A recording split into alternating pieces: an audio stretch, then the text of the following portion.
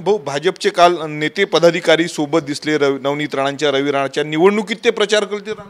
त्याला त्यांनी काय करावं नाही करावं, किती लाचारी पत्करावी कार्यकर्ता म्हणून.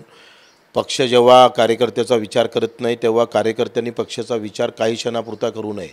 तसंही 400 के पार आहे, त्याच्यानं एक सीट गेली तर काही फरक पडणार नाही. 300 खासदार आले तरी सत्ता बसतंच मोदी साहेबाची. तर एक दिन लावा, हा अतिरेक थांबवा. वाटते भाजपच्या कार्यकर्त्यालाही मी विनंती करेल, अब की बार 400 के पार, तो एक दोन सीटा गेल्या अशा या मस्तीत आलेल्या घालवा यांना.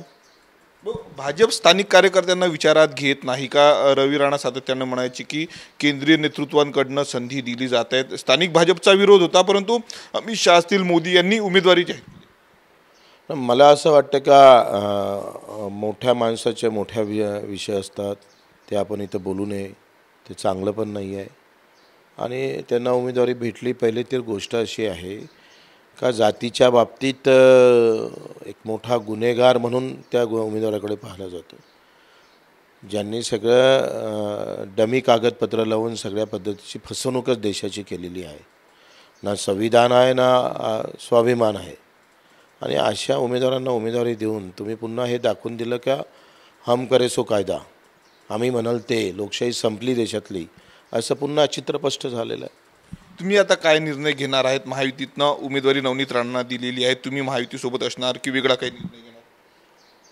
इथे गुलाल आमच्या अंगावर पडला पाहिजे, लोकांच्या स्वाभिमानाचा गुलाल, अभिमानाचा गुलाल, संविधानाला वाचवणारा गुलाल, हा गुलाल आमच्या अंगावर पडला पाहिजे. या पद्धतीनं आम्ही तयारीला लागलो आहे.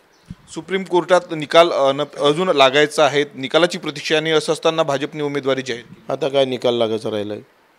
हा निकाल लागला म्हणजे सुप्रीम कोर्ट निकाल लागला असं झालं आहे. आता ती निकालाची प्रत पक्ष कार्यालयातून न्यायालयात गेली नाही पाहिजे, एवढ्याच अपेक्षा राहिल्या शिल्लक.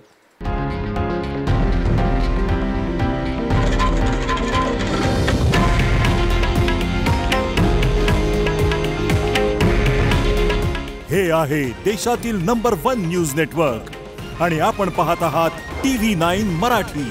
काळजी तुमची, हित महाराष्ट्राचं.